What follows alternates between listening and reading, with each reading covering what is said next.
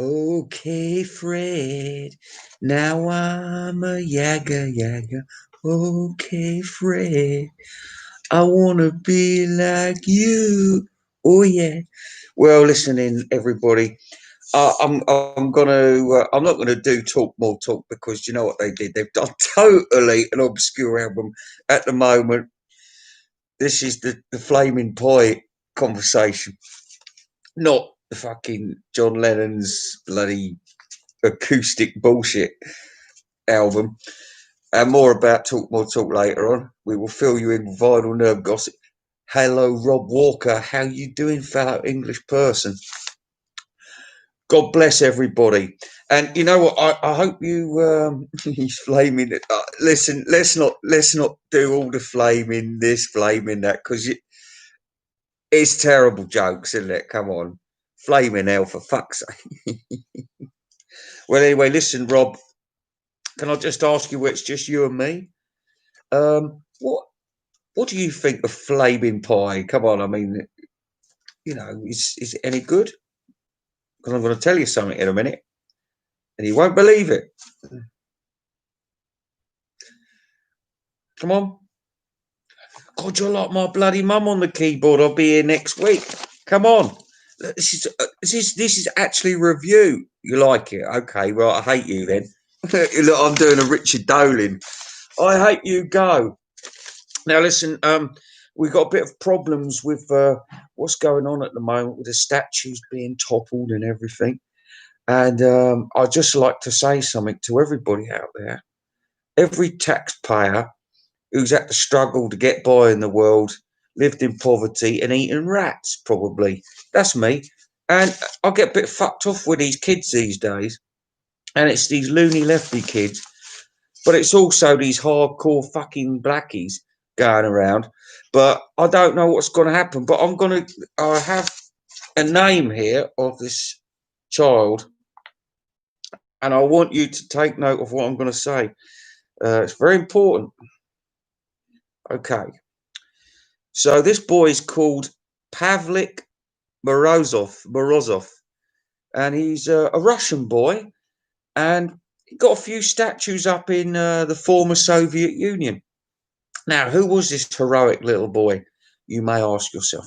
Well, he was a boy that actually grassed up his dad to the KGB, and his dad got taken away wherever. Now, when the Soviet Union fell and it all became Russia, Lenin and all these statues, some of them went, in the heat of the moment, as they would, but a lot of them have survived. And this boy, he's probably an invention of the communist system, although he was a real boy and he got murdered because apparently he grassed his dad up and is seen as a martyr, or was. This isn't a real story, so it might just as well be a warning to the public to say this boy is seen as a hero for telling on his parents the state is more important than the family. Now, if you go to Moscow now, and I tried to get there, but I couldn't get in because there was the problem at the time with the Ukraine, and I was British and everything. They wouldn't let me past the airport, so I couldn't go and see it. But the thing is, I wanted to see some of this Soviet past. It's very interesting for people, and I think it's very interesting for people of the future to remember how bad things were there. That's a statue that is horrible, a horrible little boy. Not a real boy, like I said, but a representative of a monster of a child. But it's there now for people to look back on and say, this is what this regime was like. That's history for you. Anyway, listen, enough of this bullshit.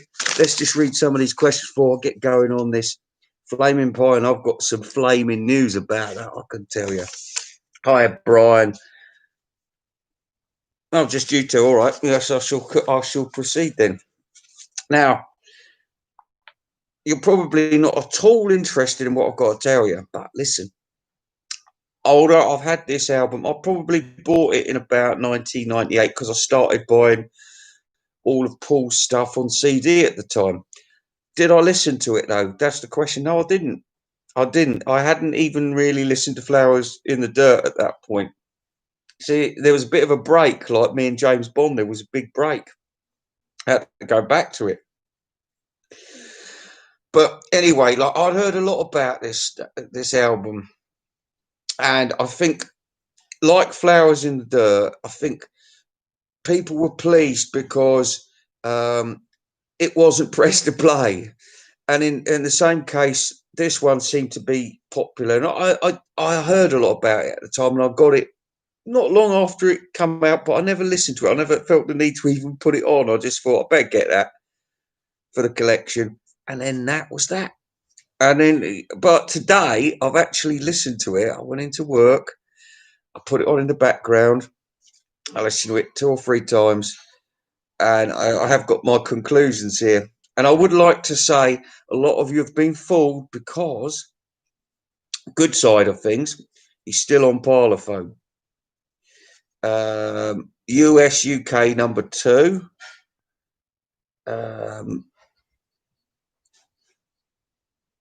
1997 release, but apart from that, it's pretty bad news. We've got Ringo and Steve Miller, who actually don't help the album at all. It's produced by Jeff Lynne and George Martin, and the altogether sound is pretty horrific. Also, this was popular because it was on the back of the anthology, and as a result of the anthology, Paul is trying some kind of a Beatle thing going on here, but it's a horrible hybrid of white album type songs mixed with a bit of Yesterday and some Wing stuff, and a sprinkling of it's not very good. I tell you, we've got to go through it. We will. And like I said, this ELO-ish sort of sound. Do you know what it reminds me of? It sounds like somebody's doing a piss take show of the Beatles, but we need a soundtrack to it. You know, like the Rattles. It's kind of like the Rattles sound. It's not, you know. And how many times can you redo Blackbird? I'm not impressed. I'm not impressed. Here's my thoughts. Stand by Brian Boro. Stand by Rob Walker. Oh, is there anything else I need to tell you before I? Yeah. Oh, it's heavily plugged on TV. I remember that. Da, da, da, da, da, da, da.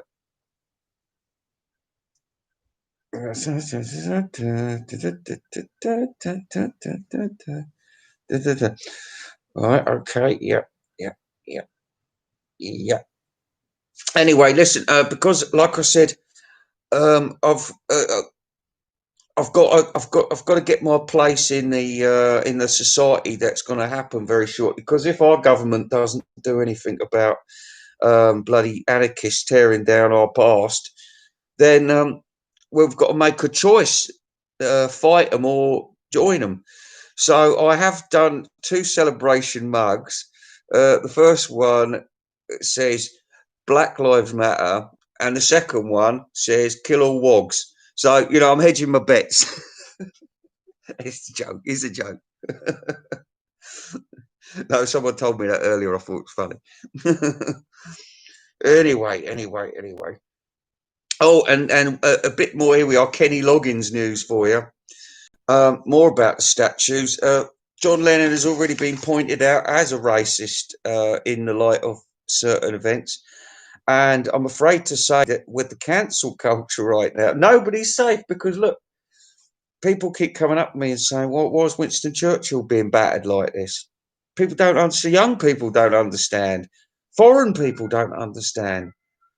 So why is it happening? Because it's very, very small, angry lefty minority, but they're trying to take over. You know what I mean? And it's got to get bad. And believe you me, if you think it won't affect the Beatles, don't dig no Pakistanis taking all the people's jobs. Believe you me, that I'd never heard of this bloody Colston bloke, and I don't suppose anybody else in Bristol knew about him. But somebody's got a little book somewhere, and they're going through each statue and saying, was he a racist? And once they've found all the racists or merchants who happen to be doing that kind of thing in the 17th century, they're going to move on to someone else. Already William Wilberforce, they said, oh, they won't take him down. He freed the slaves. No, He's a white savior. That's even worse. You ain't going to be able to win this one. You ain't. The only way we're going to send the tanks out. Sorry to say that, people. And this is another thing. This is why after listening to this album, I'm thinking, you people, even if you're spending 200 nicker on it, or even $200, that's still $200 too much. Okay, I'm going to give you a little scenario now. I'm a vinyl nerd. I live at home with my mum. My name's Marv. Anyway, there's a bang on the old serving hatch. I open it up in the bedroom. So where's my corn dogs, Mum? Mum says, oh, do you know that the Flaming Pie's just being reissued, and it's a beautiful set of all his handwritten lyrics on parchment paper.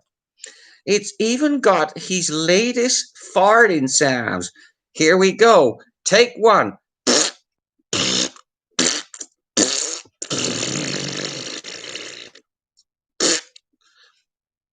Do you want to hear take two?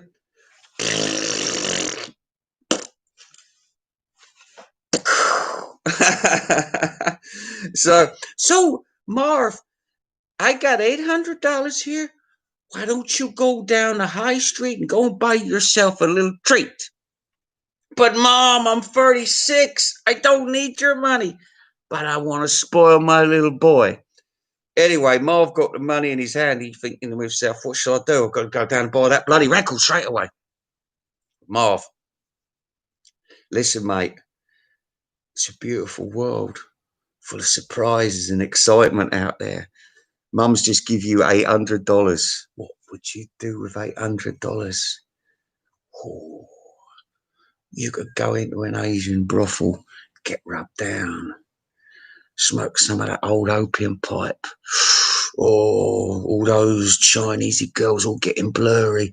Now they're all crawling over you and they're rubbing your body, and they're touching your bum, and they're sticking their finger up your ass, and you just want to touch them. And oh, there's 7 of them all over you. I love you girls. There you go. It's a good evening, mate. 800 shekels. Easy going, baby. Get the lira out. Get the rubles, baby. Yen some. See, anyway, should we get on with this review? So, in all seriousness, right now, and we'll talk more crap. Talk in a bit because it's funny. It's a funny one. It's just really funny. Okay, so these are not in the correct order, but these are how I found them today on YouTube or however I got them. All right, so it's making my cat Humit cry. So can you just give me a second while I have Russia's #1 beer?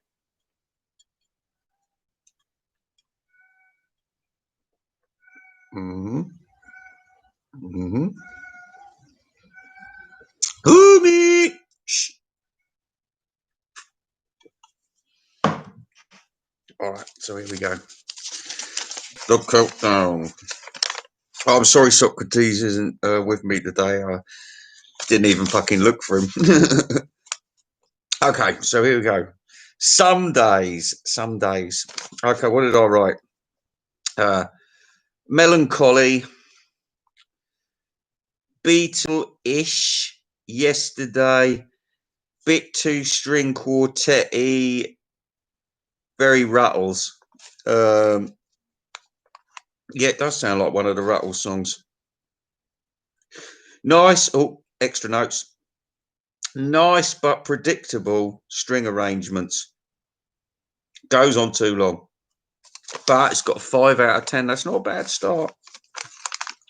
This isn't worst to best, by the way. Okay, so we've got a single here, and this single reached 19 in the United Kingdom, and it didn't get released in America, and I'm not surprised because he does know a little bit about the American market, and he knows that shit like We All Stand Together ain't going to go down too well with the Yankee audience. Swings and roundabouts. Okay, so this song's called Young Boy, and I'll tell you, it's got 5 out of 10. I know it. Of course, I know it. It's bouncy and pleasant. Um, I think it's probably written for his retarded son. You know, like what's his name? Peter Griffin's son.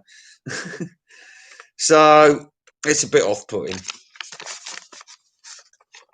Oh, by the way, can I just say that our president, fit to be tie-dyed, has actually shamed, without naming, of course, but we know the perpetrators of these crimes at a time when this is an unprecedented thing. Like I said, we're not looking out and seeing the Israelites charging across the desert for 40 years, are we? We're looking out the window and we're seeing McDonald's and shit.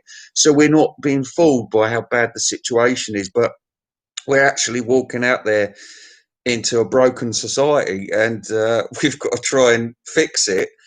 And I'm afraid so. I think the only way we're going to be able to fix it is with extreme violence on the part of the authorities. And this is totally opposed to what I wanted. But do you think that I wanted the whole fucking world to go crazy over this? It's madness, honestly. I worry about my pension. I do. If the fucking, God, blah, blah, blah, blah. All right, so where do we get to before I got waylaid? Oh yeah, I forgot to tell you the first track. Some Days has got a Paul McCartney old man voice. There we go. And as we're talking, number three.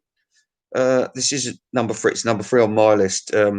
Is another old man voice called "Used to Be Bad." Okay, this is with Steve Miller.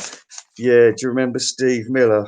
Anyway, this is sort of like, even sounds like a remake of the Joker, which, for your information, was Steve Miller's song. Yeah, I know, he just sounds like a cunt you meet up the rugby club, doesn't he? And he sounds like one, really. Tiresome dull duet, which dies before it starts. Very irritating guitar. Uh, Rewriting the Joker. Yeah, yeah. 0 out of 10 for that one. Let's just have a quick look here. Oh, can I just interject quickly, because the latest outrage, this will affect Americans. Uh, Aunt Jemima is now being replaced because she's a house nigger. By the way, I don't like using that word, but this is what she's been accused of, word for word.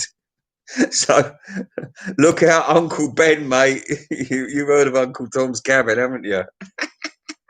Everybody's fucked. Everybody's fucked. Nobody's innocent. But as my wife said, it's all very well taking down all the statues and saying, "Oh yeah, we're all equal now," but it won't be the end of it, because, as my wife said, they'll be putting up one of those Umba Gumba poets. And she says, "I don't want to look at that every day." And I thought, yeah, we don't want to, I like smoking weed and everything, but I don't want a fucking person put up on a plinth, instead of holding a sword against an Afghan's throat. He's fucking smoking a giant weed and he's got Rasta hair. No, thank you. No, let us keep our fucking heroes, all right? Oh, anyway, what was I going to say?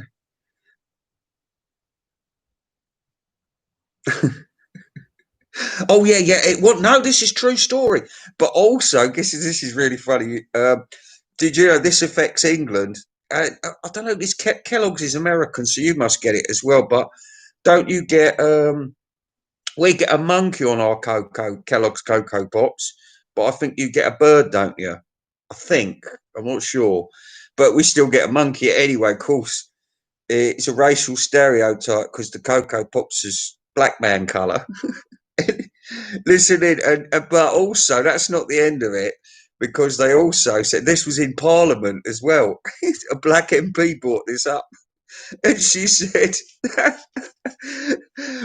Kellogg's Rice Krispies were white supremacists. Snap, crackle, and pop are all white, and they're all Aryan looking. Not a black face amongst them. What they should have is Snap, Crackle, and Cocoa Pop. Mix them all up. Hey, I've got answers. Christ's sakes.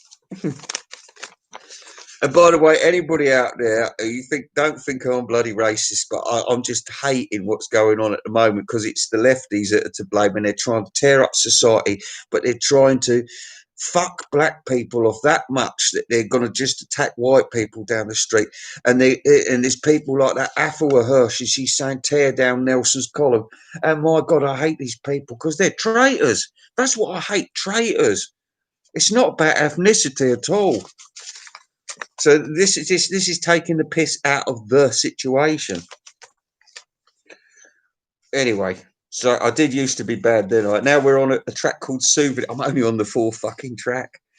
I could never do this. Like it has to be live because I'm not even going to play the album. I don't think, or shall I? Just for the fun of it.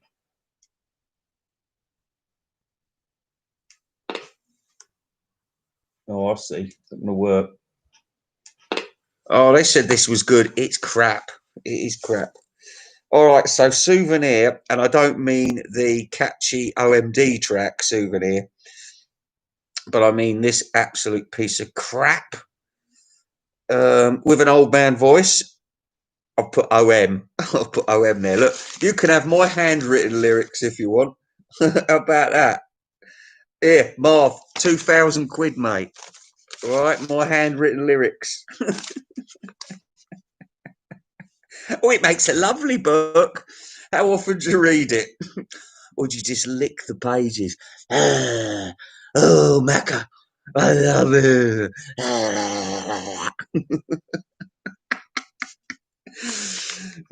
Anyway, right, Souvenir, terribly, awfully forgettable. I've put in big letters, naff, shit, awful again, confused lyrics. All right. Oh, and also going back to Young Boy, sounds like he's pissed. Sounds like he's pissed. Macca's drunk voice.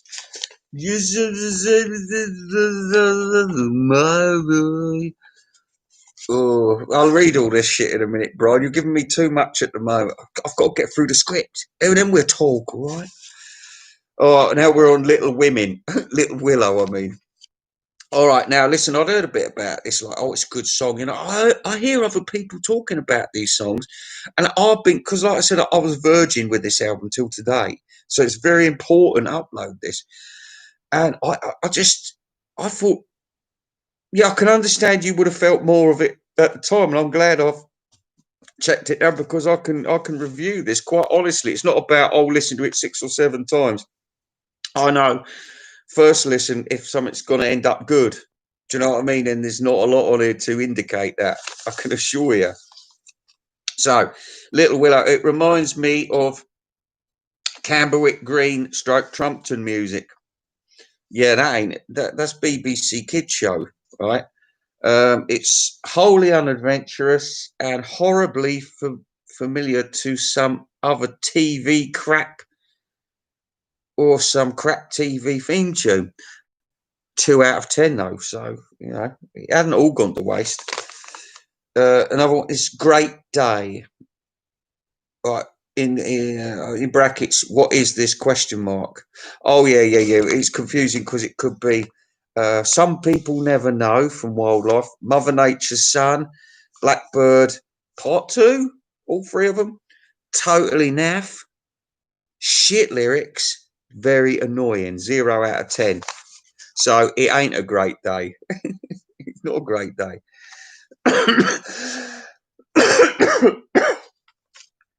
All right, The World Tonight. This was actually a single, 64 in the US, 23 in the UK. Again, I think it sounded a bit like Deliver Your Children from London 10. It's so forgettable. It's just cliche lyrics. It's rubbish. 0 out of 10. Okay, song we were singing. Right, terrible, disconnected, baffling lyrics, catchy chorus, naff lyrics. Embarrassing, seems to last forever. But it says catchy chorus. So that's one good thing, but that's got a 4 out of 10. Okay, yeah. This one. Can you hear me? Can you hear me? All right. This one's called Beautiful Night. And just to tell you the score, it's 2 out of 10. It's I just want to. I've put down a lyric here: "Pretty castles in the sky, laugh my arse off." I mean, this isn't a great album for lyrics, really. I can see that he's trying. I can see he's trying, though, but he's just not on an intellectual plane to be able to do something better than that. You know, I know that he's got a sphere and he can't kind of move out of that. So anyway, I've put For Beautiful Night, and this was a single, got to number 25, I assume in the UK, which is nowhere. Awful lyrics, embarrassing, sickening, bland crap, shit Ringo drumming. Yeah, it didn't go down well with me, that one. If you wanna, I mean, just by the title, I know it's going to be crap. Get in the Cadillac with a dirty old shriveled dick. No thanks. I wrote that down. It must be a lyric. It's fucking awful. 0 out of 10. This is got a star, an asterisk next to it to say this, in my opinion, was probably the worst song on the album. And it's pretty bad. Very bad, in fact. Okay, we've got Calico Skies. Now, I've heard a lot about this song as well. It sounds like it's going to be a good song. Let's see what Invisible Ray said. A blackbird again. Old man voice. Oh, dear. Hideous. Dying of the pain. Dreadful in big letters, capital letters. 0 out of 10. Okay, so I'm not feeling good about the title song, Flaming Pie. Will it be another tug of war? Let's have a look. Sorry, it's bollocks. 0 out of 10. Oh, and in brackets, crap in every sense. Damning evidence. Damning evidence. Okay. All right, really. Fucking hell, have we got any more of this shit to do? We have. Fucking hell. This called Really Love You. How many songs are on this fucking album? Really Love You. It says it's such a rip-off. Sounds like something else. Can't put my finger on it just at the moment. Rip-off, riff-off. Rip-off, riff-off. POS, piece of shit, that means. VBS, that means very bad song. Very bad song. Oh, and I've put more stuff at the bottom. Naff, irritating, 0 out of 10. Rock and roll voice, horrible. I mean, I might as well have just said, go and shoot your fucking self in the head, mate, because your songs are shit. All right, so I think that pain's about over now. Heaven on a Sunday. Girl for me, Pochino. Da, da, da, da, da, da, da, da. No, that's an insult, isn't it? It's an insult. It sounds like that one and about 10 other songs. Awful, bland, terrible lyrics. I'm a bluebird. I'm a bluebird. I'm a bluebird. I'm a bluebird. Well, it's obviously I'm a bluebird again. Or Kenny Loggins would say, oh no, it's Bluebird Part 2. And a final word, I've put no thanks, 0 out of 10. So what does the album itself get then? Stand by, stand by. Flaming Pie, the album by Paul McCartney, 1997, will receive from Invisible Ray, out of a possible score of 10, it will receive 4 out of 10. Not very good. So after all you lot have been talking me up saying this is bloody brilliant, I'll tell you what, if there were 6 rocket ships out there and you know they're all going to different planets and Talk More Talk was in front, like trying to drum up trade for one of them, do not go on the fucking rocket that they're operating, because it'll probably go to fucking the meteor that's towards Earth to blow it up. Anyway, listen. Right, so we the final word on this is we've got an annoying sound of ELO, very annoying. George Martin seems to be really over Beatlefying it, and it doesn't work because, like I said, it sounds just like the Ruttles, someone copying the Beatles, all this Beatley stuff. No, I don't think you can relive times like that, so it's stupid to go back to them. It's aping the White Album, and it's aping the Beatles, and it's just trying to carry on Anthology, which is why it makes sense why it did so well. And a final word on this. By the way, if you want to spend 800 fucking nicker on this, just got a couple of words to tell you. Ubu Jubu. Marv, what's it going to be? Prostitute or the big set? Fuck's sake, mate. Choose correctly. You could be coming over a brozzy's tits about 2 hours' time. Money well spent, mate. Money well spent. Anyway, so I just wanted to say quickly about Talk More Talk, because I talked about a boring album. The show lasted about 115 minutes, and anyway, about 3/4 of the show was talking about them as usual, bookends. However, fucking Timmy Mallet turned up, old Womack, strangely looking like Bono throughout the show. I don't know why, but he did. Bono, Peter Sellers, whatever. But he had this weird and strange grin on his face. Like he had some news, he's met someone, and he hadn't told the others, and they all looked terrified. Tom Hunyati was wetting his knickers, right? Didn't say a word. Mr. Mayor, I thought his screen had frozen, but he was frozen up the butt. He was frozen up the bum, right? And even Kenny Loggins, Womack humiliated him time after time. And he said, "Oh, did you get the copyright for those photographs that you said you was going to get?" Womack didn't know what to say.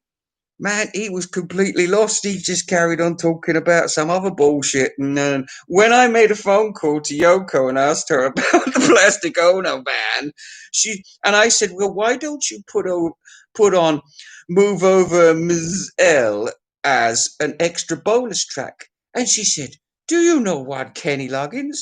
You're correct. I think that's a wonderful idea." But Womack weren't buying it. Because he's got something big frying up. And even when they said, they're thinking, what they're all like, like I said, they're all wiping each other's botts and saying what wonderful people they are. And yet Womack was aloof from all of this. So anyway, Kenny Loggins gets scared and he says, "Well, I heard you've got something in the pipeline here." And Womack's thinking, "Nah." And he says, Yeah. Something's going down. Oh, and then I've got something really funny here. What's this bloke's name? He started going, some gay bloke, 18-year-old fan of the Beatles. Anyway, Kenny Loggins is going to be talking to him about some real bullshit. Oh, if only I... hang on, I've got to have it here. I think he's called... I've got to get his name right because it's so funny. Wait a minute, where's my notes?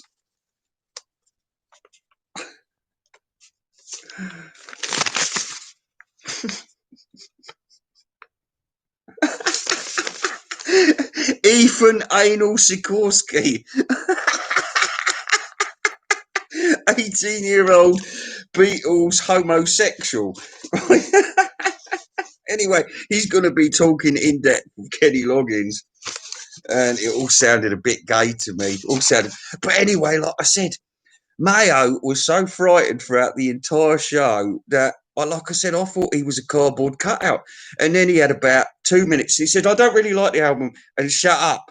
And then this viciousness carried on. And like I said, it was like when old Clint Eastwood walks into the bar and then there's 4 people and then some of them turn away. till she was looking like this, ooh, like she didn't say a word all through the show except negative shit. And like I said, there was this battle, handbags at dawn, between Womack and Kenny Loggins. Man, you can tell who's in charge of that group. Were they pleased to see him back though? No way. And I'll be looking forward to seeing Ethan Anal Sikorsky and Kenny Loggins. You betcha. Hey there. Yeah, listen, I've just I'm going to have to finish this in a minute, Michael, but I'll come back on later for feedback. But this is actually an official review of Flaming Pie, and I need it to be broadcasted. So I'm going to end it here. We'll talk later on. But like I said, remember, my vinyl nerd, Marv, $800. Think of the good you can do. And by the way, but if you don't want to spend it on prostitutes, do what your president Fit to Be Tie-Dye does. Yes, go and give it to somebody good. Go and make make yourself feel better for once, instead of diving into that bedroom with your corn dog and saying, "Ooh, it's Paul's handwritten lyrics for frying eggs on Sunday." I'm frying eggs on Sunday. Ding, ding, ding, ding. Sometimes I fry eggs on Tuesday. Ding, ding, ding, ding. See you later.